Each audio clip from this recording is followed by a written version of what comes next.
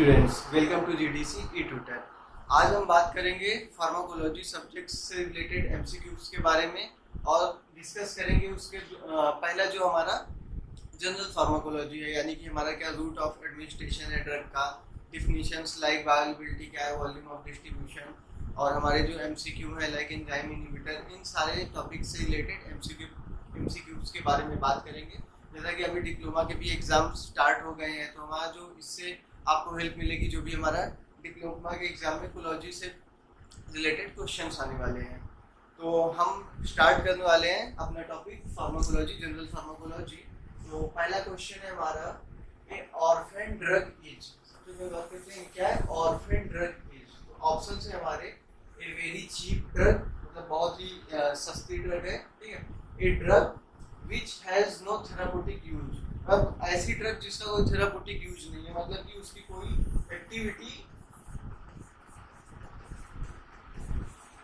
Activity उसकी कोई नहीं है pharmacologic. A drug needed for the treatment और prevention of a rare disease, मतलब ऐसी ड्रग जो हमारे किसी भी ऐसी डिजीज में यूज होती है जो कि रेयर है यानी कि बहुत ही कम होती है लोगों में, तो उसे हम रेयर डिजीज बोलते हैं। और रेयर डिजीज के एग्जांपल क्या हो गए हमारे, माइग्रेन, लाइक क्लाइनफेल्टर सिंड्रोम,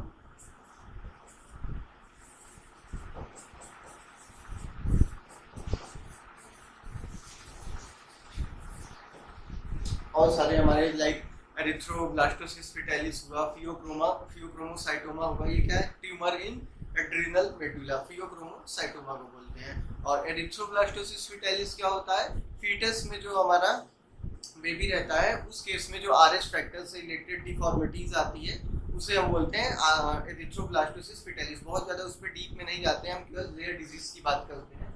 ये होते हैं हमारे रेयर डिजीज के एग्जाम्पल।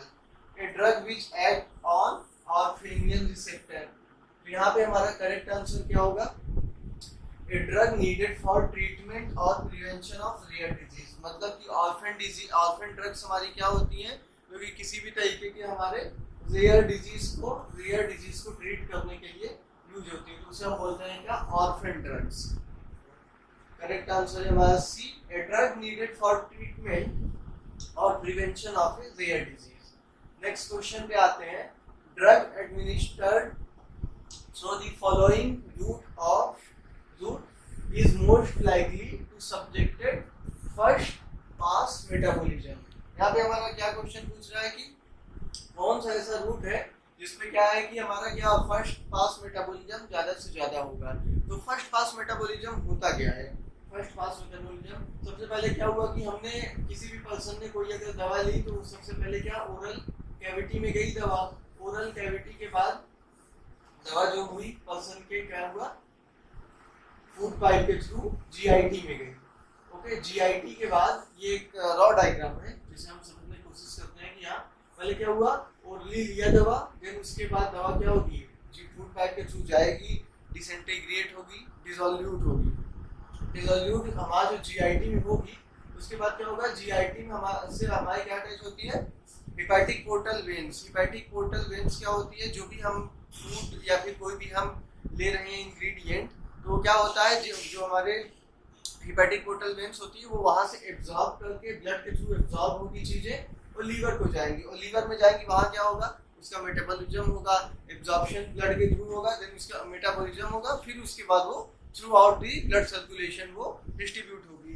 तो जो भी हमारी ड्रग है अगर मेटाबोलाइज हो गई तो उसका क्या होगा ऑलरेडी इफेक्ट और कम हो जाएगा, क्योंकि जो भी उसके कंपोनेंट्स हैं वो उसमें ब्रेक डाउन हो जाएंगे। मेटाबॉलिज्म होता क्यों है, किसी भी चीज को बॉडी से एक्सक्रीट आउट करने के लिए, ये मेन रोल होता है मेटाबॉलिज्म का, यानी कि डिटॉक्सिफिकेशन के लिए। जो कि प्राइमरी साइट हमारी बॉडी में डिटॉक्सिफिकेशन की क्या है लीवर, ये चीज याद रखिएगा, कई बार क्वेश्चंस पूछे जाते हैं डिप्लोमा में कि प्राइमरी साइट आपका बॉडी में क्या है डिटॉक्सिफिकेशन का। ओके, ये यहाँ पे क्या है आपका लीवर होगा आंसर, क्योंकि मेजर जो होता है परसेंटेज किसी भी ड्रग के डिटॉक्सिफिकेशन का वो लीवर में होता है। देन हिपैटिक पोर्टल वेन्स, ये क्या करती है हमारा जो भी हमारा ड्रग है उसको इसको क्या करेंगे, ये लीवर को ले जाएंगे, कहाँ, लीवर में, लीवर से लीवर के में फिर क्या होगा, मेटाबॉलिज्म, फिर उसके बाद आपका इम्यून ब्रेकडाउन, ब्लड में एब्जॉर्प्शन।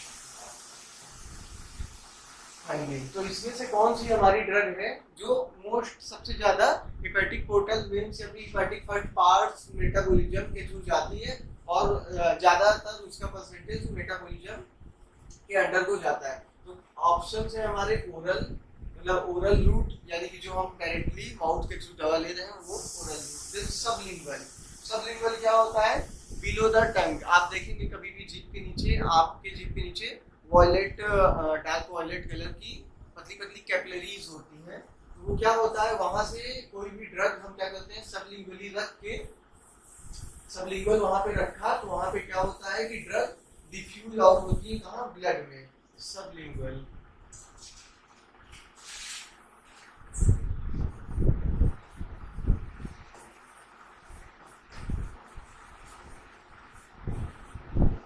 तो इसके एग्जांपल्स क्या है हमारे, लाइक एंजाइना के केस में क्या दी जाती है, ग्लिसराइड, ट्राइनाइट्रेट, नाइट्रोग्लिसरीन, ये सारी चीजें जो हमारा, और ग्लिसराइड, ट्राइनाइट्रेट, ग्लिसराइड मोनोनाइट्रेट, ये सारी दवा हमें दी जाती है। किस लिए, उस टाइम में एंजाइना के अटैक में वैसोडाइलेशन कॉज करे। एंजाइना में एक्चुअली होता क्या है, डिमांड ऑफ ऑक्सीजन बढ़ जाती है, डिमांड बढ़ जाती है, बट उसके अकॉर्डिंग फुलफिल या फिर सप्लाई नहीं हो पाती है। तो उस केस में क्या होता है, हम ग्लिसराइड, ट्राइनाइट्रेट या नाइट्रोग्लिसरीन, ये सारी दवाएं एडमिनिस्टर करते हैं। तो ये उस केस में सबलिंगुअल, और ये ऑलमोस्ट नियर टू पैरेंट्रल माना जाता है, इसकी वायबिलिटी ज्यादा होती है, क्योंकि ये क्या होता है, हेपेटिक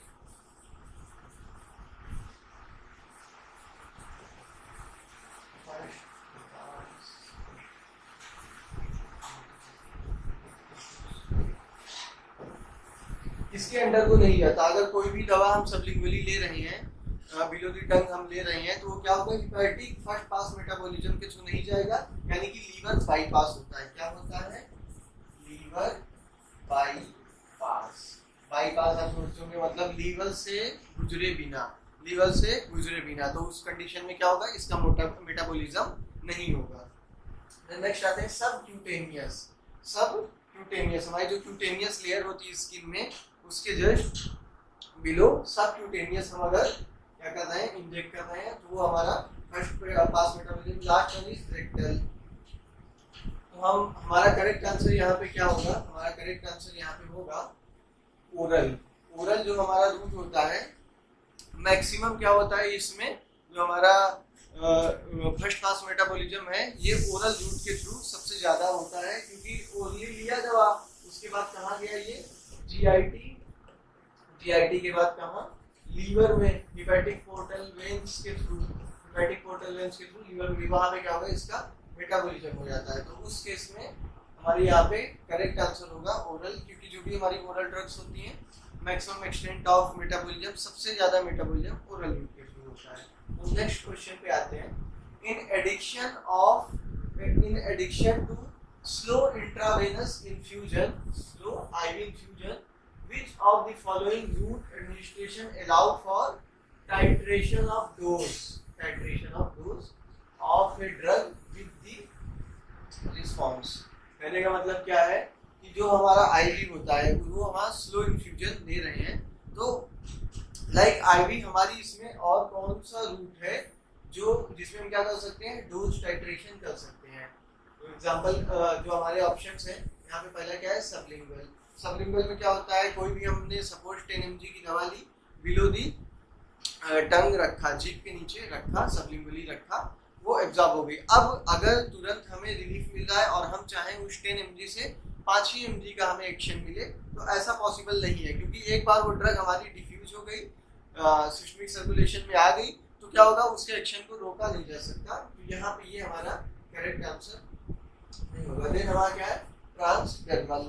ट्रांसडर्मली अगर एक बार कोई भी हमारी ड्रग है, ट्रांसडर्मल पैचेस लगाए जाते हैं, ये सारी चीजें, ड्रग भी इंजेक्ट की जाती है, तो उस केस में अगर कोई ड्रग हमारी ट्रांसडर्मल दी जा चुकी है, और हम सोचेंगे कि अब उसका रिस्पॉन्स ना आए, लेकिन वो तो सिस्टमिक सर्कुलेशन जो है ब्लड में हो चुकी है ट्रांसडर्मल रूट के थ्रू, तो उसे भी हम रोक नहीं सकते।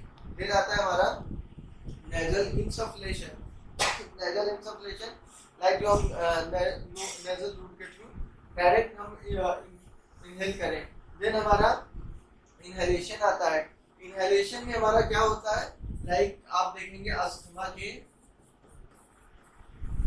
पंप्स आते हैं, फॉर्मफेट्रोल और सल्ब्यूटामॉल, इन सारे ड्रग के कॉम्पोजिशन में। तो जो उनके पंप्स होते हैं उसमें क्या होता है, मीटर डोज मतलब कि ईच पफ में एक मतलब ईच स्प्रे में, एक बार आपने स्प्रे किया तो उसमें कितना अमाउंट ऑफ ड्रग कंटेन किया है, 2 mg किया है, 5 mg किया है, वो फिक्स रहेगा। तो अगर आप चाहते हैं कि 5 mg स्प्रे किया आ गया, देन हम सोच रहे हैं कि हाँ हमें और रिस्पॉन्स अब नहीं चाहिए और ड्रग अब नहीं चाहिए, तो हम वहाँ पे डोज टाइट्रेट कर सकते हैं। हम वहाँ पे अब नेक्स्ट पफ नहीं लेंगे, नेक्स्ट डोज नहीं लेंगे, तो उस केस में हमारा डोज टाइट्रेशन जो है इनहेलेशनल में कर सकते हैं। तो करेक्ट आंसर यहाँ पे होगा हमारा inhalational route of drug administration. Next question पे आते हैं, compare to subcutaneous injection the intramuscular injection of drugs. मतलब जो हमारा सबक्यूटेनियस है, सबक्यूटेनियस जो हमारा रूट ऑफ ड्रग एडमिनिस्ट्रेशन है, उसके कंपैरिजन हम उसका कंपैरिजन किससे कर रहे हैं, आईएम से कर रहे हैं, एम इंजेक्शन से। तो ऑप्शन है हमारे मोर पेनफुल नहीं, देन हमारा produce faster response, it is unsuitable for depot preparation. ये भी हमारा होगा क्योंकि जो हमारा डिपोट प्रिपरेशन है उसके लिए ये अनसुटेबल है, ऐसा नहीं है। Then carries greater risk for anaphylactic reaction. Anaphylactic reaction क्या होते हैं, जो भी हमारा लाइफ थ्रेटनिंग रिएक्शन है, स्मॉल अमाउंट ऑफ किसी भी तरीके का एंटीजन आया और उसके टुवर्ड्स जो हमारा बॉडी का रिएक्शन होता है वो एनाफाइलेक्टिक रिएक्शन हम उसको बोल सकते हैं। लाइक जो भी डस्ट पार्टिकल्स हैं, पॉलन ग्रेन है, कई बार क्या होता है अस्थमैटिक जो पेशेंट हैं उनको अस्थमा कॉज करती है, या फिर स्ट्रोक, ये सारा हमारा क्या है एनाफाइलेक्टिक रिएक्शंस में आएंगे। देन करेक्ट आंसर हमारा होगा produce faster response. Produce faster response हमारा क्यों होगा, प्रोड्यूस फास्टर रिस्पांस इसलिए होगा क्योंकि जो हमारा आईएम होता है इसमें क्या होता है, ड्रग डायरेक्ट ये पैरेंटल रूट पे आता है। पैरेंटल रूट इसमें क्या होता है, ड्रग हमारी जो है डायरेक्ट सिस्टमिक सर्कुलेशन में जाएगी।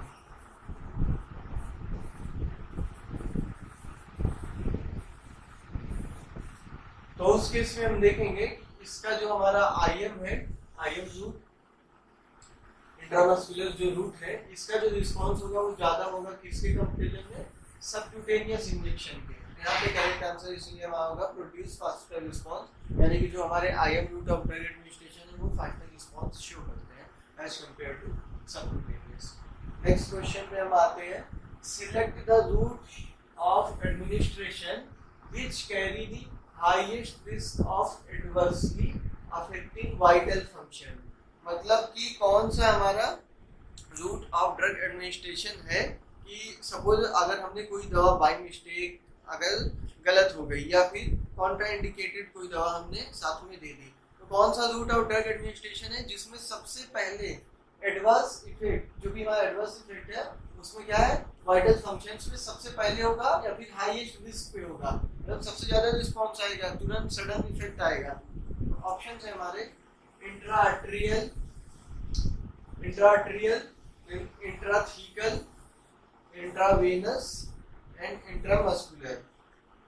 तो हम बात करते हैं इंट्राआर्टेरियल की और इंट्राथीकल की। तो इंट्राआर्टेरियल क्या होता है, हमारा जो आर्टरीज में दिया जाता है, डायरेक्ट जो हमारी डीप आर्टरीज होती हैं, लाइक आपने देखा होगा युद्ध के केस में जब भी कभी जंग होती है तो क्या होता है, अगर कोई बहुत सीवियर इंजरी हो गई तो डायरेक्ट चेस्ट पे ही डीप जो हमारी वेन्स होती हैं उसमें मॉर्फिन का इंजेक्शन ही इंजेक्ट कर लेते हैं। सपोज अगर वो नहीं उतना है तो वो किसी भी और पार्ट में, तो उस केस में हमारा इंट्रा आर्टेरियल इंजेक्शन दी जाती है जो कि डीप टिश्यूज में दी जाती है। देन उसके बाद हम बात करते हैं इंट्राथीकल इंजेक्शन की। इंट्राथीकल क्या होता है हमारा, इंट्राथीकल हमारी जॉइंट्स में दी जाती है। एग्जांपल के लिए अगर आप समझना चाहें, डाइक्लोफिनेक जो होती है क्या होती है, ड्रग ऑफ चॉइस होती है जॉइंट्स पेन में। किसमें ड्रग ऑफ चॉइस होती है, जॉइंट्स पेन में। इस केस में हम क्या करते हैं, इंट्राथीकल रूट से हम कौन सी इंजेक्शन देते हैं, डाइक्लोफिनेक। फिर हमारा नेक्स्ट है इंट्रावेनस इंजेक्शन, इंट्रामस्कुलर। आईएफ जो होता है इसकी जो वायबिलिटी है कम होती है as compare to intravenous injection, और जो हाईएस्ट वायबिलिटी है अप्रॉक्स 100% वायबिलिटी किसकी मानी गई है, आईवी की मानी गई। क्यों मानी गई है, क्योंकि आईवी में क्या होता है, जो भी हमारी ड्रग है डायरेक्ट सिस्टमिक सर्कुलेशन में जाती है, लीवर बाईपास होता है और तुरंत इसका रिस्पॉन्स शो होता है। तो इस केस में अगर कोई ड्रग जिसका एडवर्स इफेक्ट होना है वो इसमें से अगर आईवी रूट से अगर चली गई तो उसका हाईएस्ट रिस्क होगा और बहुत ही ज्यादा एडवर्स इफेक्ट होगा as compare to other route of dose administration. हमारे यहाँ पे IV intravenous injection correct answer होगा। Next, alkalization of urine has tends the excretion of, मतलब जो यूरिन है अगर उसका हम क्या कर रहे हैं, alkalization कर रहे हैं, तो वो क्या करेगा, जो हमारी वीकली बेसिक ड्रग है उसके एक्सक्रीशन को बढ़ाएगा, वीकली एसिडिक ड्रग है उसके एक्सक्रीशन को बढ़ाएगा, या स्ट्रॉन्ग इलेक्ट्रोलाइट है उसके एक्सक्रीशन को, या नॉन पोलर ड्रग को। तो एक चीज हमने पढ़ा है कि ड्रग क्या होती है, हमेशा अनआयनाइज्ड फॉर्म में एब्जॉर्ब होती है। ये कॉन्सेप्ट हमेशा याद रखिएगा कि कोई भी ड्रग अगर वो आयनाइज हो गई, आयनाइज होगा तो क्या होगा, उसमें चार्ज डेवलप हो जाएंगे, चार्ज होंगे और फिर उसके बाद सॉल्ट वाटर में वो अपना एक्सक्रीट आउट हो जाएगा। बट अनआयनाइज्ड फॉर्म में उसमें कोई चार्ज नहीं होगा, तो जो सरफेस है सेल मेम्ब्रेन है उसमें उसका एब्जॉर्प्शन होगा। तो अनआयोनाइज्ड फॉर्म में, लाइक जो भी हमारा सेम मीडिया होना चाहिए, कोई भी ड्रग है जिस नेचर की है वो उसी मीडिया में, उसी नेचर के मीडिया में ही वो एब्जॉर्ब होगी। लाइक अगर आपकी एसिडिक ड्रग है, डाइक्लोफिनेक एसिड हम ले लेते हैं या वाल्प्रोइक एसिड ले लेते हैं, वो किस मीडिया में हमारा एब्जॉर्ब होगी, इंटेस्टाइन में नहीं होगी। क्यों नहीं होगी, क्योंकि यहाँ का मीडिया क्या एसिडिक है, नहीं है। यहाँ का क्या है मीडियम यहाँ पे बेसिक है इंटेस्टाइन में। तो एसिडिक ड्रग हमारी एब्जॉर्ब कहाँ होगी, स्टमक में एब्जॉर्ब होगी। क्यों, क्योंकि वहां पे ड्रग अनआयनाइज्ड फॉर्म में रहेगी। अगर हमारी एसिडिक ड्रग इंटरिक या फिर इंटेस्टाइन में जाएगी तो वहाँ एसिड और बेस मिलके क्या करेंगे, सॉल्ट वाटर बना लेंगे और ड्रग हमारी आयनाइज होगी, एक्सक्रीट आउट हो जाएगी बॉडी से, कोई रिस्पॉन्स नहीं मिलेगा। तो यही रीजन है, जो एसिडिक ड्रग होती है हमारी स्टमक में, और जो बेसिक ड्रग है वो कहाँ एक्शन शो करेगी, वो हमारी इंटेस्टाइन में एक्शन शो करेगी। तो उसी कॉन्सेप्ट पे ये क्वेश्चन है कि अल्कलाइजेशन ऑफ यूरिन, मतलब कि यूरिन की अगर बेसिसिटी को हम बढ़ा रहे हैं तो वो किस टाइप की ड्रग को एक्सक्रीट आउट करेगा। जो हमारी वीक बेसिक ड्रग है इसको एक्सक्रीट आउट नहीं करेगा क्योंकि ये सेम मीडिया है, और वीक जो एसिडिक ड्रग है इसके जो एक्सक्रीशन को क्या करेगा, इंक्रीज करेगा, क्योंकि उस टाइम क्या होगा, आयोनाइजेशन होगा। किसका होगा, जो हमारी वीक एसिडिक ड्रग्स हैं, वीक एसिडिक ड्रग्स हैं, जब उनका आयोनाइजेशन होगा तो क्या होंगे, वो बॉडी से एक्सक्रीट आउट होंगे, जल्दी होंगे।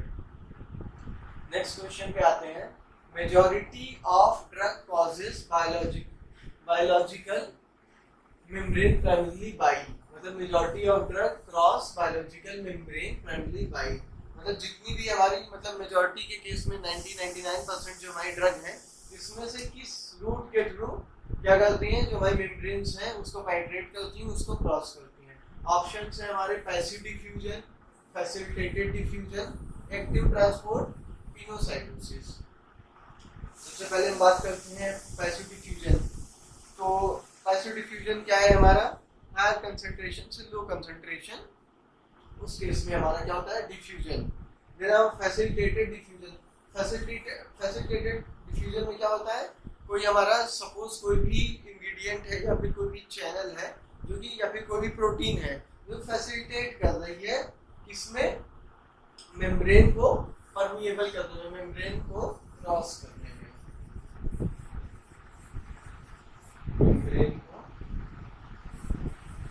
पेनिट्रेट करने में, वहां पे क्या होगा हमारा फैसिलिटेटेड दे जाता है एक्टिव ट्रांसपोर्ट। एक्टिव ट्रांसपोर्ट में क्या होता है, जब भी हमारी जो ड्रग है उसको कोई भी मेम्ब्रेन को पार करने के लिए क्या किस चीज की नीड है, एनर्जी की नीड है। इस केस में जो हमारे बड़े साइज के मॉलिक्यूल्स हैं, लाइक आप देखेंगे कि जिस भी हमारे जो हाई मॉलिक्यूलर वेट की जो ड्रग्स हैं, ट्यूबुलर सिक्रीशन जो होता है और ट्यूबुलर रीएब्जॉर्प्शन, उस केस में आप नेफ्रॉन में जाइए, वहां देखेंगे जो ट्यूबुलर सिक्रीशन होता है उस केस में एक्टिव ट्रांसपोर्ट की जरूरत पड़ती है, क्योंकि जो हमारे पार्टिकल साइज होती है वो लार्ज होती, बिग होती है।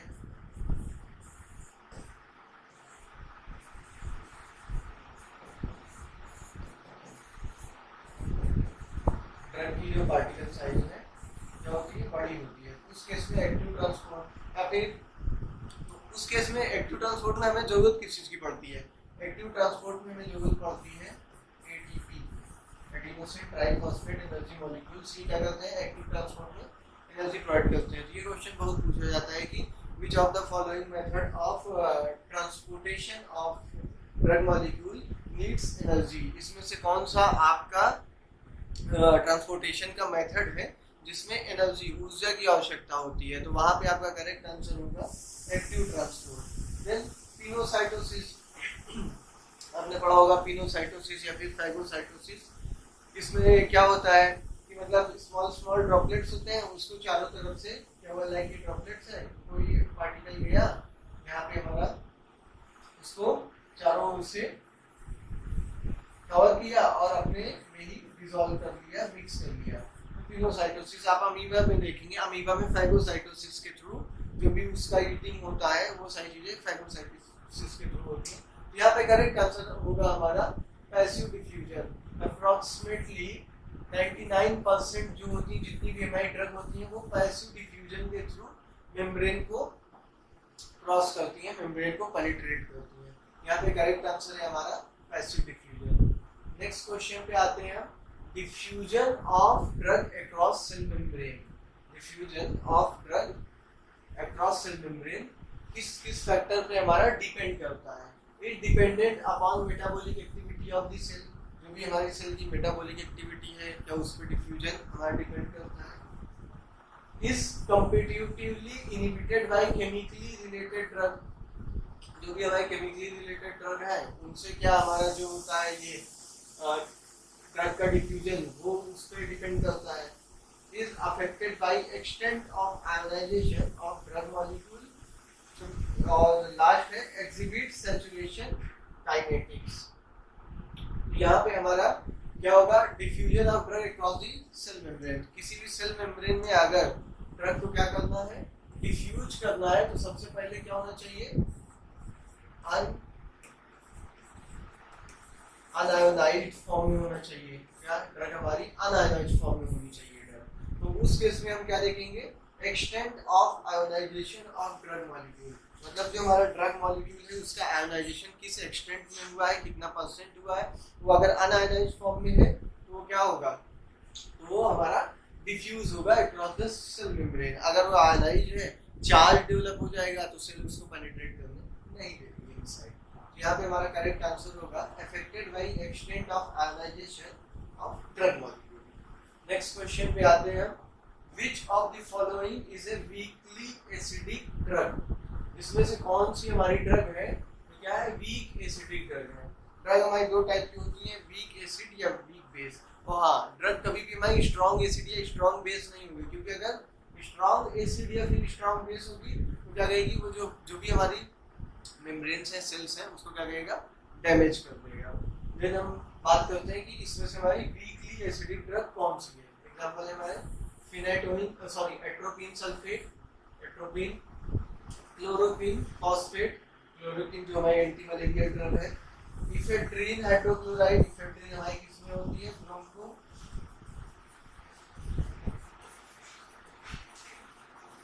ब्रोंकोडायलेटर होती है, अस्थमा वगैरह में यूज होती है इफेड्रिन। देन फिनाटोइन, फिनाटोइन हमारी किसमें यूज होती है, इमरजेंसी के केस में, सीजर के केस में यूज होती है। क्लोरोक्विन हमारी क्या होती है, एंटी मलेरियल है।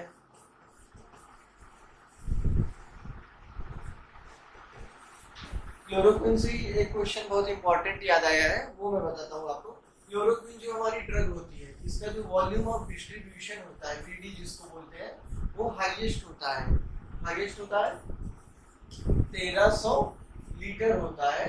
मतलब कि जो हमारा क्लोरोक्विन फॉस्फेट ड्रग है हमारी एंटी मलेरियल, एवं जितनी भी हमारी फार्मास्यूटिकल इंडस्ट्री में ड्रग्स है, सबसे ज्यादा वॉल्यूम ऑफ डिस्ट्रीब्यूशन क्लोरोक्विन का होता है। कि मतलब वॉल्यूम ऑफ डिस्ट्रीब्यूशन कितना ज्यादा ये सर्कुलेट कर रही है, जो भी हमारा सिस्टमिक सर्कुलेशन में है। और कोई भी ड्रग है, अगर उसका वॉल्यूम ऑफ डिस्ट्रीब्यूशन ज्यादा होगा तो उसकी प्लाज्मा प्रोटीन बाइंडिंग कम होगी, और अगर कोई ड्रग जो है उसकी प्लाज्मा प्रोटीन बाइंडिंग बहुत ज्यादा होगी, उसका वॉल्यूम ऑफ डिस्ट्रीब्यूशन बहुत कम होगा। एग्जांपल से हम ऐसे समझ सकते हैं कि सपोज आप कहीं जा रहे हो और पूरे रास्ते में आप ट्रैफिक है, तो आप क्या उतनी जल्दी सर्कुलेट कर पाओगे, उतनी जल्दी ट्रेवल कर पाओगे जितना कि आप खाली रोड पे कर पाते हैं। खाली रोड का मतलब जो हमारी प्लाज्मा प्रोटीन बाइंडिंग है बहुत कम है। जब कम होगी यानी कि हमारा ट्रैफिक नहीं है, तो हम ज़्यादा से ज़्यादा ट्रेवल कर पाएंगे, वॉल्यूम ऑफ डिस्ट्रीब्यूशन हमारा बहुत ज़्यादा होगा, हाईएस्ट होगा। और जिस केस में ट्रैफिक बहुत ज़्यादा है, वहाँ वॉल्यूम ऑफ डिस्ट्रीब्यूशन क्या होगा, कम होगा। एक छोटा सा एग्जाम्पल ऐसे समझने के लिए, बट ये याद रखिएगा क्लोरोक्विन जो ड्रग होती है उसका वॉल्यूम ऑफ डिस्ट्रीब्यूशन हाईएस्ट होता है। करेक्ट आंसर यहाँ पे हमारा होगा क्या, फिनेटोइन सोडियम, क्योंकि जो हमारी फिनेटोइन है ये क्या है, हमारी वीक एसिडिक ड्रग है। अब जब ड्रग की बात हो ही रही है तो हम ये भी बात कर लेते हैं कि हमारा वीक एसिडिक ड्रग किससे बाइंड करता है और वीक बेसिक ड्रग किससे बाइंड करता है। तो हमारी जो एसिडिक ड्रग होती है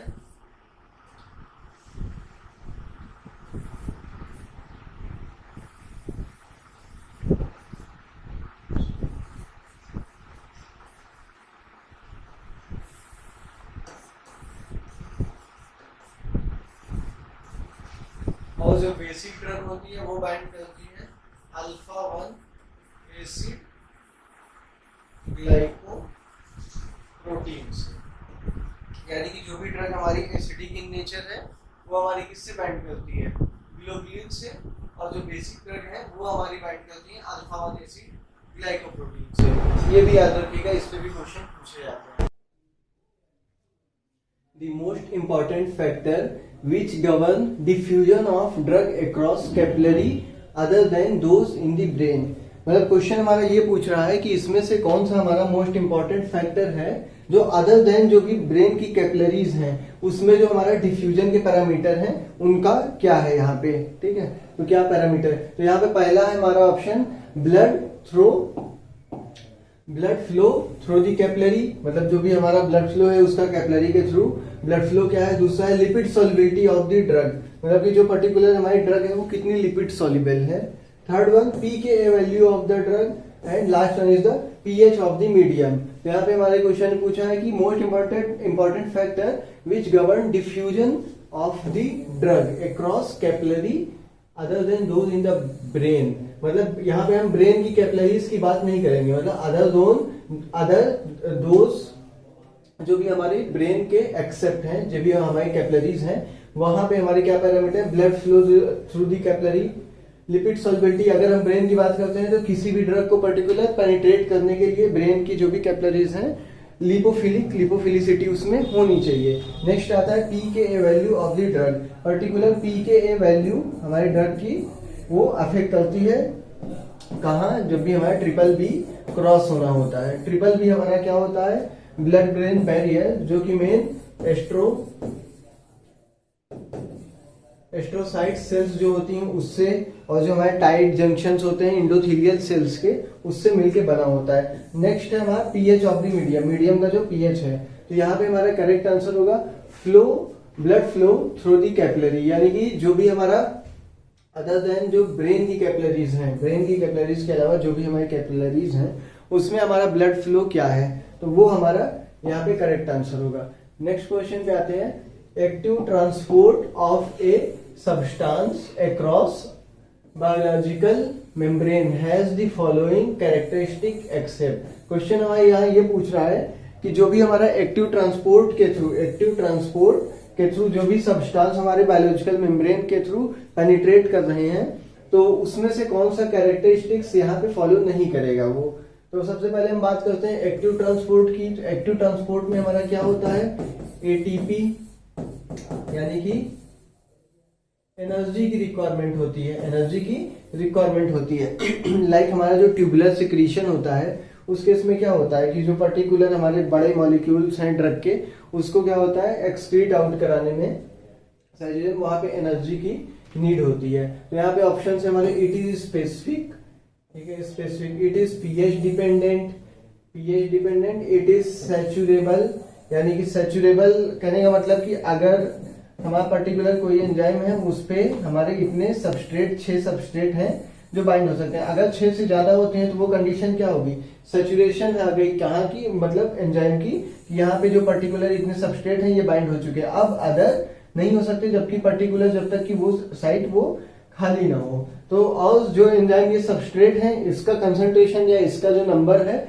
ये भी रेट ऑफ रिएक्शन को क्या करता है, इंक्रीज करता है। नेक्स्ट आता है it requires metabolic energy, metabolic energy की भी रिक्वायरमेंट होती है। अभी हमने बात किया था एटीपी की, जो कि हमारा एक्टिव ट्रांसपोर्ट में नीड होता है एटीपी की। तो यहाँ पे करेक्ट आंसर होगा हमारा इट इज पीएच डिपेंडेंट। जब भी हम बात करते हैं एक्टिव ट्रांसपोर्ट की तो हम ये देखेंगे कि वहां पे पीएच का एज सच रोल नहीं होता, वहां पे रोल किसका होता है, वहां पे रोल होता है मॉलिक्यूलर एनर्जी का, सैचुरेशन का, और दूसरी चीज क्या होता है हमारा जो मॉलिक्यूलर साइज है, जो भी हमारा पार्टिकल है उसकी साइज क्या है, क्योंकि उसमें क्या होता है फोर्स के थ्रू हमारा उसको पास आउट कराना है। तो करेक्ट आंसर हमारा it is pH dependent. Next question पे आते हैं, tricyclic anti depressant can alter the oral absorption of many drugs by. जो हमारे ट्राईसाइक्लिक एंटी डिप्रेसेंट है कौन कौन से हैं, इमिप्रामीन, देन डिसिप्रामीन, एमिट्रिप्टिलिन,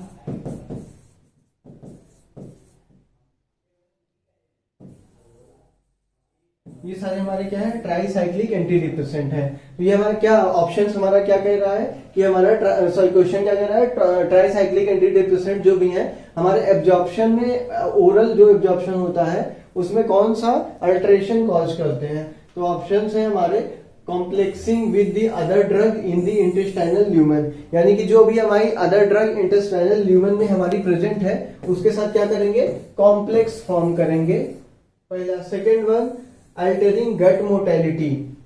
जब भी हम गट मोटेलिटी की बात करते हैं तो हम ये देखते हैं कि जो हमारा गट है, यानी कि जो हमारा जीआई ट्रैक है, इंटेस्टाइन है या फिर हमारा लार्ज इंटेस्टाइन है, इसमें क्या होती है हमारी मूवमेंट होती रहती है। फूड हमारा ऐसे वहां कोई आगे बढ़ाने के लिए तो लगा नहीं है कि हाँ वहां से गियर लगे हैं ऐसा कुछ, वहां पे क्या होता है कि गट मोटेलिटी यानी कि पेरिस्टालसिस मूवमेंट होती है, पेरिस्टालसिस मूवमेंट होती है। ये मूवमेंट क्या करती है, जो भी हमारा पर्टिकुलर फूड है, वो फूड सब्सटेंसेस हैं या फिर अदर जो भी हमारा ल्यूमेन एरिया में जो भी हमारे पार्टिकल्स हैं गट में, उसको क्या करता है, उसकी मोटालिटी को अल्टर करता है। वो मोटालिटी किस वजह से होती है, पेरिस्टालसिस मूवमेंट की वजह से। ये क्वेश्चन पूछा जाता है आपका कि हाँ कौन सी मूवमेंट होती है आपके जीआई ट्रैक्ट में, या फिर किस वजह से, किस फैक्टर की वजह से फूड हमारा पास आउट होता है। तो डाल देंगे ग्रेविटी ऑप्शन दे देंगे और भी दुनिया भर का। तो करेक्ट आंसर आपका है पेरिस्टालसिस मूवमेंट। देन उसके बाद आता है अल्टरिंग गट फ्लोरा। जब गट फ्लोरा की बात करते हैं तो गट फ्लोरा में हमारा क्या आता है, लाइक जो भी हमारे दो टाइप के बैक्टीरिया होते हैं, गुड और बैड। तो हमारा जो इकोलाई होता है ये गुड बैक्टीरिया होता है क्योंकि ये बॉडी के लिए यूजफुल होता है। तो यहाँ पे जो गट फ्लोरा है यानी कि इकोलाई है जो कि इंटेस्टाइन में प्रेजेंट है, उसको अल्टर कर रहा है। लास्ट वन है डैमेजिंग गट म्यूकोसा। गट म्यूकोसा मतलब जो भी हमारी गट की मेम्ब्रेन है उसको क्या कर रहा है, अल्टर कर रहा है, तो उसको आगे डैमेज कर रहा है। तो वो हमारा क्या होगा, डैमेजिंग दी गट म्यूकोसा। तो यहाँ पे हमारा करेक्ट आंसर होगा अल्टरिंग गट मोटेलिटी, यानी कि जो भी हमारे ट्राईसाइक्लिक एंटी डिप्रेसेंट होते हैं वो क्या करते हैं कि गट की मोटेलिटी को अल्टर करते हैं। नेक्स्ट क्वेश्चन पे हम आते हैं, bioavailability of drug refers to, bioavailability of drug refers to, यानी कि जो पर्टिकुलर बायोअवेलेबिलिटी है किसी ड्रग की वो क्या रेफर कर रही है, क्या इंडिकेट कर रही है।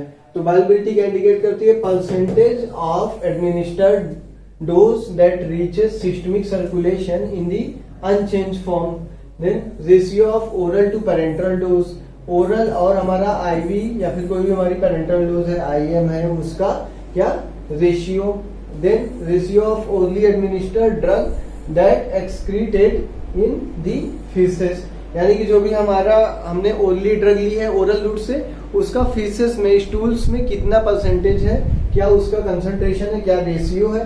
देन नेक्स्ट है ratio of drug excreted unchanged in urine to that excreted as metabolite, मतलब जो भी हमने ड्रग इनटेक किया है उसका यूरिन में कितना उसका परसेंट है एज ए मेटाबोलाइट, चाहे वो अनचेंज फॉर्म में है, वो हमारा क्या है। तो सबसे पहले जब हम बात करते हैं बायोअवेलेबिलिटी की, तो बायोअवेलेबिलिटी हमारा होता क्या है, बायोअवेलेबिलिटी होता है amount of the drug that reaches into the systemic circulation from site of administration in unchanged form. Like अगर किसी ने हाथ में इंजेक्शन लगवाई, हाथ में क्या है साइट ऑफ एडमिनिस्ट्रेशन, वहां से कहाँ पहुंचा, सिस्टमिक सर्कुलेशन में, सिस्टमिक सर्कुलेशन में हमारी ड्रग पहुंची, ब्लड में पहुंची, तो वहां पे क्या है वो अनचेंज फॉर्म में होना चाहिए। पहला हमारी कंडीशन क्या है, अनचेंज फॉर्म में पहुंचना चाहिए, क्योंकि वो आईवी है, आईवी के थ्रू हम बायोअवेलेबिलिटी की हमेशा कंपैरिजन करते हैं, क्योंकि आईवी की बायोअवेलेबिलिटी 100% होती है, पेरेंटल में आईवी की, इंट्रा वेनस की डायरेक्ट हमारा वेन्स में। अब बात करते हैं हम किसकी, बायोअवेलेबिलिटी के मेथड्स की। करेक्ट आंसर तो हमारा ये हो गया।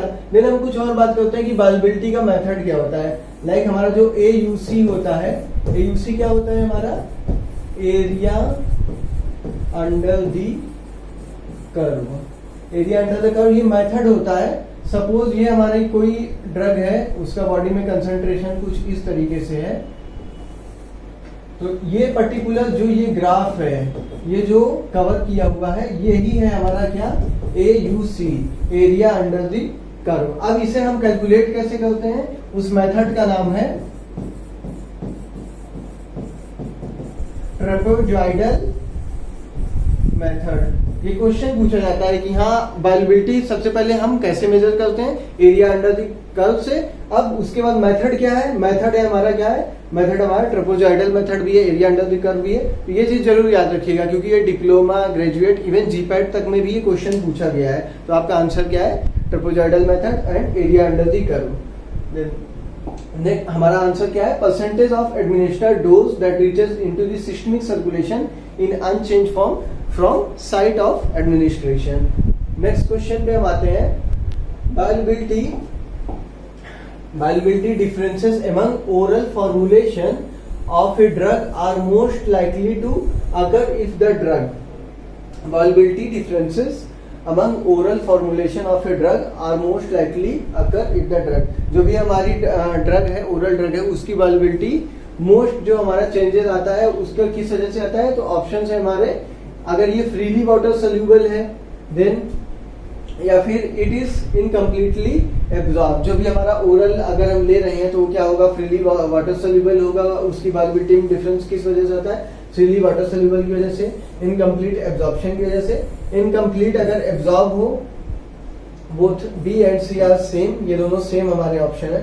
Then last one is undergoes little first pass metabolism, तो हमारा यहाँ पे करेक्ट आंसर होगा incomplete, sorry is completely absorb and is incompletely absorb. तो जो हमारा ओरल ड्रग्स होती है वो क्या होती है, इनकम्प्लीटली एब्जॉर्ब होती है। रीजन क्या होता है, क्योंकि जो भी हमारी ओरल ड्रग है उसमें केवल एक ऐसा तो है नहीं कि लाइक वो आईवी की तरह केवल उसमें हमारा ड्रग सॉल्यूशन API ही प्रेजेंट है, और वही ओरल ड्रग्स फॉर्म में क्या होता है, हमारे बाइंडर प्रेजेंट है, कलरिंग एजेंट है, ग्लाइडेंट है, लुब्रिकेंट है, बहुत सारे हमारे एक्सीपिएंट प्रेजेंट होते हैं, और वो भी कहीं ना कहीं एब्जॉर्प्शन में हिंड्रेंस कॉज करते हैं। और यहाँ पे जो बायोअवेलेबिलिटी है वो क्या होगा, इनकम्प्लीट एब्जॉर्प्शन की वजह से ही हमारा बायोअवेलेबिलिटी जो है पर्टिकुलर ओरल ड्रग्स की वो क्या होगी, कम होगी।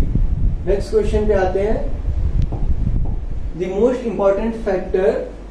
Important factor governing absorption of a drug from intact skin. अब बात करते हैं इंटैक्ट स्किन, यानी कि जहां किसी भी तरीके का कोई कट या फिर रप्चर ना हो, वो हमारी क्या हो गई, इंटैक्ट स्किन हो गई। तो हमारा इंटैक्ट स्किन में most important factor drug absorption का क्या है?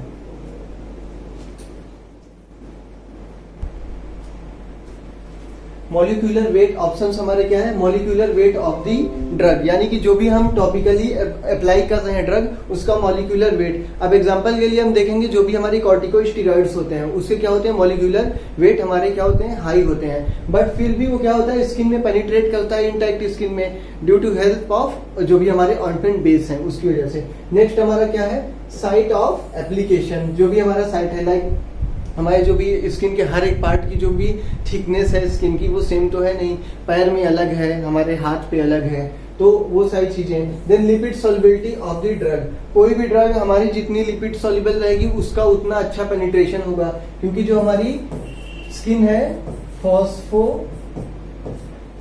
लिपिड मेम्ब्रेन से, लिपिड बाइलेयर जो है उससे मिलकर बनी हुई है। तो ये क्या है, लिपिड को ही, लिपिड फॉर्म में ही जो हमारी ड्रग लिपिड सॉल्युबल होगी उसी को ही ये क्या करने देगी, पेनिट्रेट करने देगी।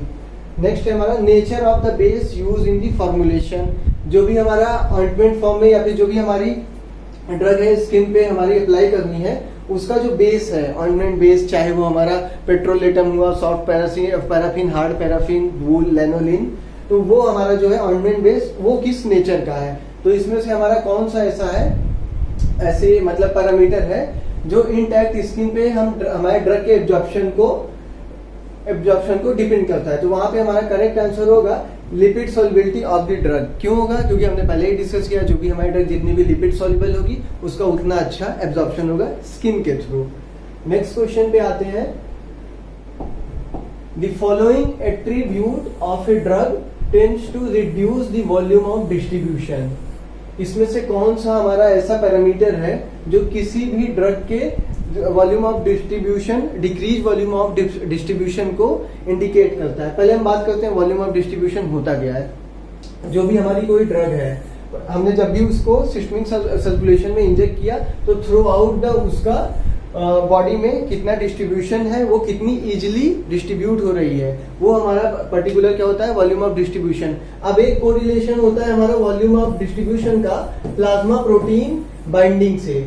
एग्जांपल के लिए कोई भी ड्रग जिसका वॉल्यूम ऑफ डिस्ट्रीब्यूशन जितना ज्यादा होगा प्लाज्मा प्रोटीन बाइंडिंग उतनी कम होगी, और जिसका प्लाज्मा प्रोटीन बाइंडिंग बहुत ज्यादा होगा तो उसका वॉल्यूम ऑफ डिस्ट्रीब्यूशन कम होगा। आप ऐसे समझ सकते हैं, लाइक आप कहीं जगह जा रहे हैं और ट्रैफिक बहुत ज्यादा है, ट्रैफिक हमारा क्या है, प्लाज्मा प्रोटीन बाइंडिंग है, और रोड हमारी क्या है, वॉल्यूम ऑफ डिस्ट्रीब्यूशन। यानी कि अगर जो हमारी ट्रैफिक है प्लाज्मा प्रोटीन बाइंडिंग वो कम रहेगा, ट्रैफिक कम रहेगा, तो हमारा डिस्ट्रीब्यूशन क्या है, काफी ज्यादा हो पाएगा, हम ज्यादा लॉन्गर एरिया कवर कर पाएंगे। तो वहां पे हमारा क्या होगा, पीपीबी प्लाज्मा प्रोटीन बाइंडिंग अगर हमारा क्या हुआ, कम हुआ, ट्रैफिक कम हुआ, तो वॉल्यूम ऑफ डिस्ट्रीब्यूशन क्या हुआ, ज्यादा हुआ। एक और यहाँ पे इंपॉर्टेंट चीज है, हाईएस्ट वॉल्यूम ऑफ डिस्ट्रीब्यूशन जिस ड्रग का होता है वो होती है हमारी क्लोरोक्विन,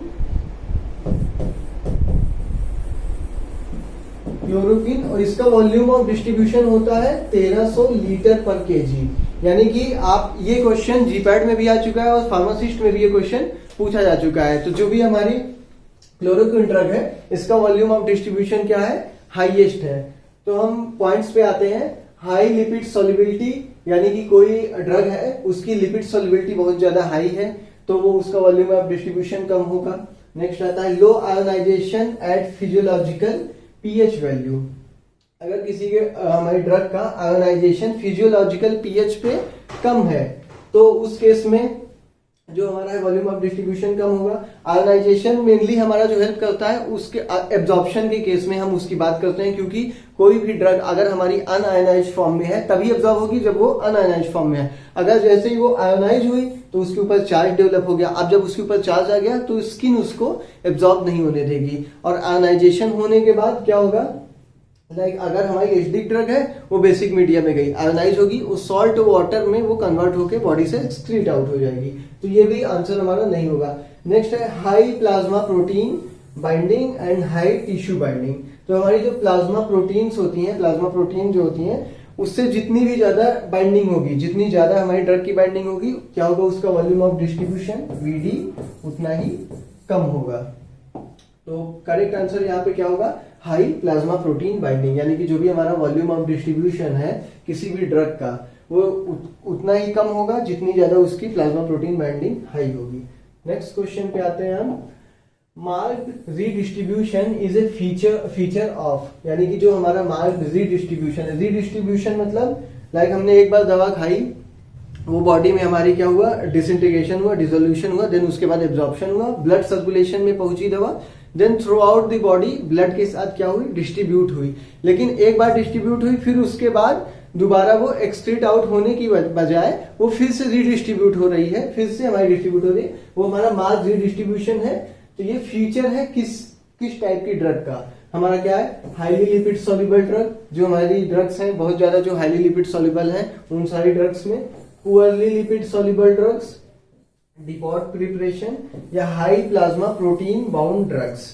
तो हमारा यहाँ करेक्ट आंसर होगा high lipid soluble drugs. High lipid soluble का क्यों होगा, क्योंकि जो हमारी हाई लिपिड सॉल्युबल ड्रग्स होती हैं वो क्या करती हैं, उनकी टिश्यू बाइंडिंग बहुत ज्यादा होती है। जब एक बार वो टिश्यू बाइंडिंग होगी बहुत ज्यादा, तो क्या होगा, वो टिश्यू से धीरे धीरे डिटैच होंगी। जब टिश्यू से डिटैच होंगी तब वो जाएंगी किसके लिए, मेटाबॉलिज्म के लिए। देन जब जितने भी अमाउंट का जो भी हमारी ड्रग है, लाइक हमारी क्या है 100, हमारी ड्रग पर्टिकुलर 100% है, 100% में से हमारा कितना एक बार में गया, 30% हमारा क्या गया ब्लड के साथ लीवर में, हिपैटिक फर्स्ट पास मेटाबॉलिज्म में वो हमारी क्या हुई, मेटाबोलाइज हुई। 70% बचा है जो अभी हमारी टिश्यू बाइंडिंग में है। जब हमारी टिश्यू बाइंडिंग में है तो क्या है, वो अभी वो टिश्यू के साथ है, तो वो फिर से क्या होगा, रीडिस्ट्रीब्यूट होगा ब्लड में और फिर से उसका एक्शन होगा। और जो भी ड्रग हमारी क्या होती है, रीडिस्ट्रीब्यूशन जिसमें ज्यादा होता है उसमें क्या होता है, वो लॉन्गर ड्यूरेशन ऑफ एक्शन भी उसका होता है। तो यहाँ पे हमारा करेक्ट आंसर होगा हाईली लिपिड सॉल्युबल ड्रग, यानी कि जो भी हमारी lipid soluble drug highly lipid soluble है उसमें ये फीचर होता है रीडिस्ट्रीब्यूशन का। नेक्स्ट क्वेश्चन पे हम आते हैं। The blood-brain barrier which restrict entry of many drug into brain is constituted by, triple B की हम यहाँ पे बात कर रहे हैं। ब्लड ब्रेन बैरियर वो किस चीज से बना होता है, ब्लड ब्रेन बैरियर हमारी बहुत सारी ड्रग्स की एंट्री को रिस्ट्रिक्ट करता है, तो उसका भी अलग बेनिफिट है। अगर हमारी ब्लड ब्रेन बैरियर अगर हो ही ना, तो पता चला जो हम मेट्रोजिल खा रहे हैं वो भी सीएनएस पे इफेक्ट करने लगेगी, एस्प्रिन खा रहे हैं वो भी, और जो सीएनएस एक्टिंग ड्रग है वो तो करेंगी ही। तो हमारा ब्लड ब्रेन बैरियर मेनली बना किससे होता है, टाइट इंडोथीलियल जंक्शंस जो होते हैं, हमारी एस्ट्रोसाइट सेल्स होती हैं, ये सारे मिल के आपस में हमारा क्या बनाते हैं, ब्लड ब्रेन बैरियर बनाते हैं। तो ऑप्शंस हम यहाँ देखते हैं, P glycoprotein efflux carries in the brain capillary cell. जो हमारी पी ग्लाइकोप्रोटीन्स होती हैं वो इफ्लक्स कराती हैं किसमें, ब्रेन कैपिलरी सेल्स में। सेकंड है हमारा tight junction between endothelial cell of brain capillaries, जो भी हमारी ब्रेन कैपिलरीज हैं उसके बीच में जो हमारे टाइट एंडोथीलियल जंक्शंस होते हैं वो हमारे ट्रिपल बी को फॉर्म करा रहे हैं। Third one is enzyme present in the brain capillary wall, जो भी हमारी ब्रेन कैपिलरी वॉल्स हैं उसमें भी हमारे एंजाइम प्रेजेंट होते हैं, और वो एंजाइम क्या करते हैं, जो भी ड्रग हमारी सीएनएस पे पेरिफेरली ड्रग है अगर वो सीएनएस पे एक्टिंग भी है तो वो क्या करेंगे, उसको मेटाबोलाइज कर देंगे एंजाइम्स। यहाँ भी ये रोल प्ले कर रहा है ट्रिपल बी को फॉर्म कराने का। Fourth one is all of the above. तो हम यहाँ देख रहे हैं जो भी हमारे ए बी सी ये तीनों पॉइंट्स हैं, ये क्या कर रहे हैं, ट्रिपल बी में क्या है, हेल्पफुल है ट्रिपल बी को फॉर्म करने में। यहाँ पे करेक्ट आंसर है हमारा ऑल ऑफ द अबव।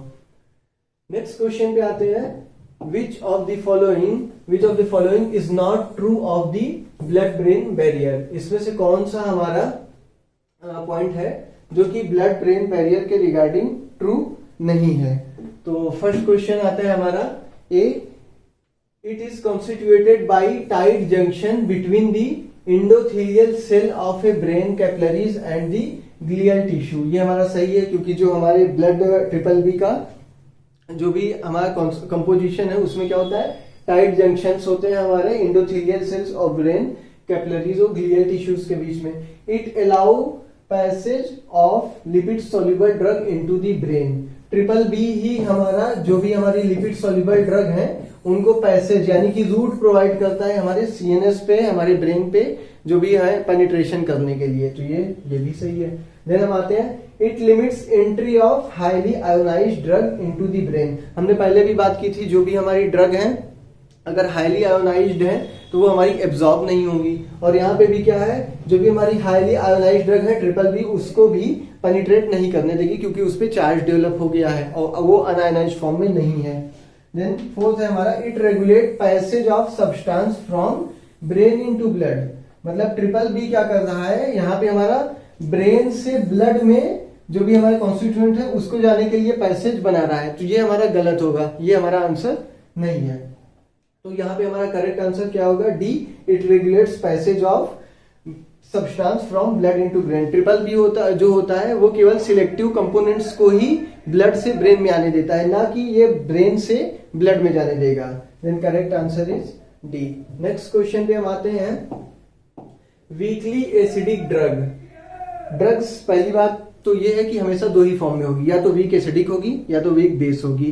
क्यों होगी, स्ट्रॉन्ग एसिड स्ट्रॉन्ग बेस भी तो हो सकती है, नहीं होगी, क्योंकि अगर स्ट्रॉन्ग एसिड या फिर स्ट्रॉन्ग बेस होगी तो क्या करेगी, हमारे सेल्स को ही डैमेज कर देगी और जो भी हमारे फिजियोलॉजिकल कंपोनेंट्स हैं वो सारे को डिस्ट्रॉय कर देगी। तो यहाँ पे हम बात करते हैं वीकली एसिडिक ड्रग्स क्या होती हैं, किससे बाइंड करती हैं, are bound primary to alpha acid glycoprotein in plasma.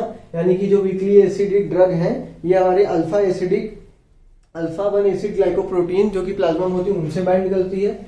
Are excreted faster in alkaline urine. मतलब जो हमारी वीक एसिडिक ड्रग है वो एल्कलाइन यूरिन में जल्दी हमारा क्या हो रहा है, एक्सक्रीट हो रही है। Are highly ionised in the gastric juice जो कि हमारा स्टमक में है उसमें जल्दी आयोनाइज हो रही है। तो ये यहाँ पे थर्ड पॉइंट की अगर हम बात करते हैं कि हाँ वो जल्दी आयोनाइज हो रही है, तो ऐसा नहीं है, क्योंकि लाइक डिजॉल्व लाइक जो हमारा एसिड मीडिया एसिडिक ड्रग है वो हमेशा एब्जॉर्ब होगा एसिडिक मीडियम में ही, और जो बेसिक ड्रग है वो हमेशा एब्जॉर्ब होगी बेसिक मीडिया में ही। तो हम बात करते हैं अगर गैस्ट्रिक जूस की, तो जो वीकली एसिडिक ड्रग है तो वो गैस्ट्रिक पीएच पे या फिर गैस्ट्रिक जूस में आयोनाइज नहीं अनायोनाइज होंगी, तो वहां इनका एब्जॉर्प्शन होगा। तो सी तो हमारा गलत हो गया। Then do not cross triple B जो हमारी वीक एसिडिक ड्रग होती है, हाँ ठीक है, ये भी नहीं होगा।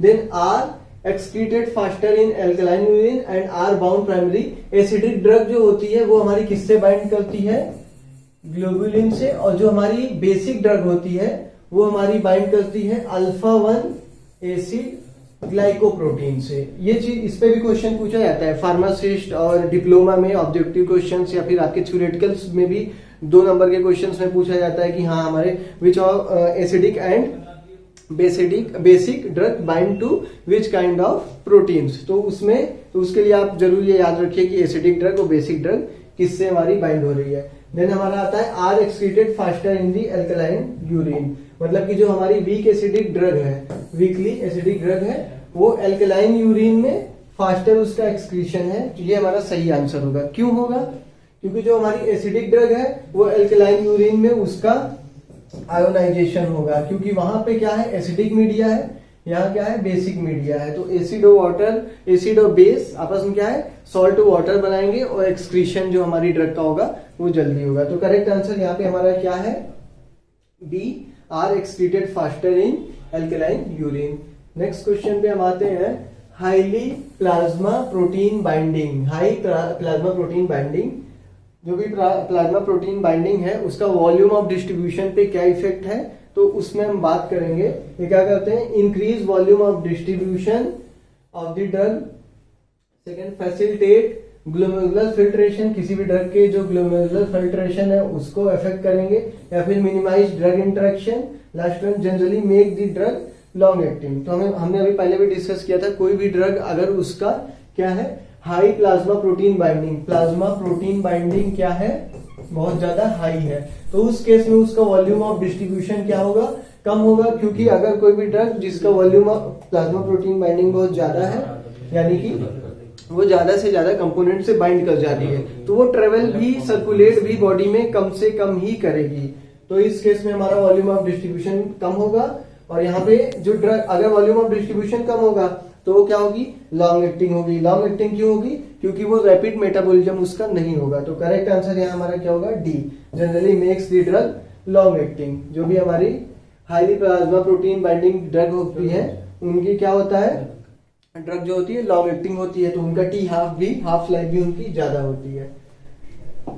नेक्स्ट क्वेश्चन पे आते हैं, the plasma protein bound fraction of a drug, मतलब जो प्लाज्मा प्रोटीन है वो कौन से ड्रग के कौन से फ्रैक्शन से बाइंड करती है, contribute to the response at the given movement remains constant irrespective of the total drug concentration and remains constant irrespective of the disease state। यानी कि जो हमारे प्लाज्मा प्रोटीन बाइंडिंग ड्रग है वो डिजीज स्टेट में उसका जो भी क्या है उसका remains irrespective to disease state. Then next है, is not available for metabolism unless और actively extracted by the liver. हमने पहले भी बात की थी, जो हमारा लीवर होता है वो प्राइमरी साइट ऑफ डिटॉक्सिफिकेशन है, यानी कि कोई भी ड्रग अगर उसको मेटाबोलाइज होना है तो उसका प्राइमरी साइट क्या है, लीवर होता है। स्किन में, लंग्स में और जगह भी मेटाबॉलिज्म होता है, बट जो प्राइमरी साइट्स होती है फेज 1 फेज 2 जो रिएक्शंस होते हैं वो हमारे कहाँ होते हैं, लीवर में होते हैं। और मेटाबॉलिज्म होता ही इसीलिए ताकि जो हमारी लिपिड सॉल्युबल ड्रग्स हैं वो वाटर सॉल्युबल हो सके और वो क्या हो, यूरिन के साथ एक्सक्रीट आउट हो सके। तो यहाँ पे हमारा जो ऑप्शन डी है, जो हमारा प्लाज्मा प्रोटीन बाउंड ड्रग होता है, is not available for metabolism unless actively extracted by the liver. यानी कि अगर जब तक वो बाउंड है प्लाज्मा प्रोटीन से हमारी ड्रग का फ्रैक्शन वो क्या है, वो मेटाबॉलिज्म के अंडरगो नहीं जाएगा जब तक कि प्लाज्मा प्रोटीन बाइंडिंग से वो डिटैच नहीं होगा। देन करेक्ट आंसर हमारा क्या है, डी। नेक्स्ट क्वेश्चन पे आते हैं, biotransformation of drug is primarily directed to. Biotransformation जो है हमारा ड्रग का, प्राइमरली इसमें क्या होता है, एक्टिवेट द ड्रग, जो हमारी ड्रग होती है वो एक्टिवेट होती है। इनएक्टिवेट द ड्रग, हमारे ड्रग को क्या करता है, इनएक्टिवेट करता है। Then convert lipid soluble drug into non lipid metabolites. Last one is convert non lipid soluble drug into lipid soluble metabolite. तो जो बायो ट्रांसफॉर्मेशन होता है, पहले बात करते हैं बायो ट्रांसफॉर्मेशन होता क्या है। बायो ट्रांसफॉर्मेशन का मतलब होता है डिटॉक्सिफिकेशन या फिर मेटाबॉलिज्म। अब जब मेटाबॉलिज्म होगा तो क्या होगा, वो क्या होगा, उसका कोई ड्रग का हमारा ब्रेकडाउन होगा, जो उसके केमिकल नेचर्स हैं उसमें अल्टरेशन होगा। अगर ड्रग हमारी लिपिड सॉल्युबल है तो लीवर उसको क्या करेगा, बॉडी से बाहर भेजने के लिए उसको वाटर सॉल्युबल फेज में उसको कन्वर्ट करेगा। तो यहाँ पे हमारा जो आंसर होगा, जो भी हमारा क्या होता है, बायो ट्रांसफॉर्मेशन होता है, लिपिड सॉल्युबल ड्रग को नॉन लिपिड सॉल्युबल मेटाबोलाइट्स में कन्वर्ट करेगा। इसके बाद ये क्या होंगे, एक्सक्रीट आउट होंगे हमारे किसके साथ, यूरिन के साथ, जो भी हमारी लिपिड सॉल्युबल ड्रग्स हैं। तो यहाँ पे करेक्ट आंसर होगा हमारा डी। नेक्स्ट क्वेश्चन पे हम आते हैं, which of the following is A pro drug. इसमें से कौन सी ऐसी ड्रग है हमारी जो कि प्रो ड्रग है। ऑप्शन है हमारे हाइड्रोलाइजिन, क्लोनिडीन, कैप्टोप्रिल, इनाइलाप्रिल। कैप्टोप्रिल और इनाइलाप्रिल हमारे क्या है, एंजियोटेंसिन कन्वर्टिंग एंजाइम इनिबिटर है, एस इनिबिटर जिसे बोलते हैं। देन उसके बाद क्लोनिडीन क्या है हमारी, सेंट्रल सिंपैथोलाइटिक है। इसमें एक ड्रग और है जो कि है आपका मिथाइल डोपा। तो हमारी दो ड्रग है, क्लोनिडीन और मिथाइल डोपा, जो कि सेंट्रल सिंपैथोलाइटिक है, एस इनहिबिटर। Then hydralazine. तो इसमें से हमारी प्रो ड्रग कौन सी है, प्रो ड्रग है हमारी इनाइलाप्रिल, जिसका एक्टिव फॉर्म होता है इनाइलाप्रिलेट। करेक्ट आंसर हमारा क्या है, इनाइलाप्रिलेट। प्रोडक्ट हम देते क्यों है, प्रोडक्ट देने के बहुत सारे रीजन होते हैं। लाइक अगर कोई ड्रग जो एक्टिव फॉर्म में ही हम दे रहे हैं उसका मेटाबॉलिज्म बहुत ज्यादा हाई है, तो उस केस में हम प्रोडक्ट में देंगे। प्रोडक्ट जाएगी, प्रोडक्ट क्या होगी, मेटाबोलाइज होगी। देन तब क्या होगा, एक्टिव मेटाबोलाइट हमारे फॉर्म होंगे। तो एक्टिव मेटाबोलाइट वहां उस केस में रिस्पॉन्सिबल होंगे, जो भी हमारा क्या है, बायोलॉजिकल एक्टिविटी है या फिर बायोबिलिटी है फार्माकोलॉजिकल एक्शंस के लिए। देन और किस केस में, प्रोडक्ट हमारे अगर कोई एंजाइम है वो उसको मेटाबोलाइज कर रहा है पर्टिकुलर। और दूसरी चीज, अगर वो गैस्ट्रिक पीएच में या फिर गैस्ट्रिक मीडिया या फिर और कोई जो हमारा सीएनएस में अगर उसका पेनिट्रेशन को इनहिबिट कर रहा है, जो भी हमारे एंजाइम्स हैं, लाइक आपका लीवोडोपा, डोपामीन जो होता है वो लीवोडोपा के फॉर्म में दिया जाता है। तो एंजाइम क्या होते हैं, वो लीवोडोपा को मेटाबोलाइज करते हैं, देन हमारा क्या फॉर्म होता है वहां पे डोपामीन, देन डोपामीन क्या होता है उसकी अवेलेबिलिटी बढ़ जाती है। अगर डायरेक्ट हम डोपामीन देंगे तो क्या होगा, वहां पे डोपामीन मेटाबोलाइज हो जाएगा और उस केस में क्या होगा, उसका बायोलॉजिकल एक्शन कम होगा क्योंकि वो कम परसेंट में पहुंच रहा है। तो इसीलिए हम डोपामीन को लीवोडोपा के फॉर्म में देते हैं। तो ये हुआ एक कॉन्सेप्ट कि हाँ हम प्रोड्रग का यूज क्या है, क्यों यूज करते हैं, सिग्निफिकेंस क्या है इसके। तो थैंक यू स्टूडेंट्स, आज की क्लास में हमने सारे एमसीक्यूज के बारे में बात की, जनरल कोलॉजी से रिलेटेड और रूट ऑफ ड्रग एडमिनिस्ट्रेशन से कि किसकी क्या नीड है। नेक्स्ट क्लास में हम फिर से बात करेंगे और सारे एमसीक्यूज के बारे में इसी टॉपिक से रिलेटेड जो कि आपके मोस्ट इंपॉर्टेंट है एग्जाम पॉइंट ऑफ व्यू से और competitive exam point of view से। तो तब तक के लिए thank you dear students, all the best.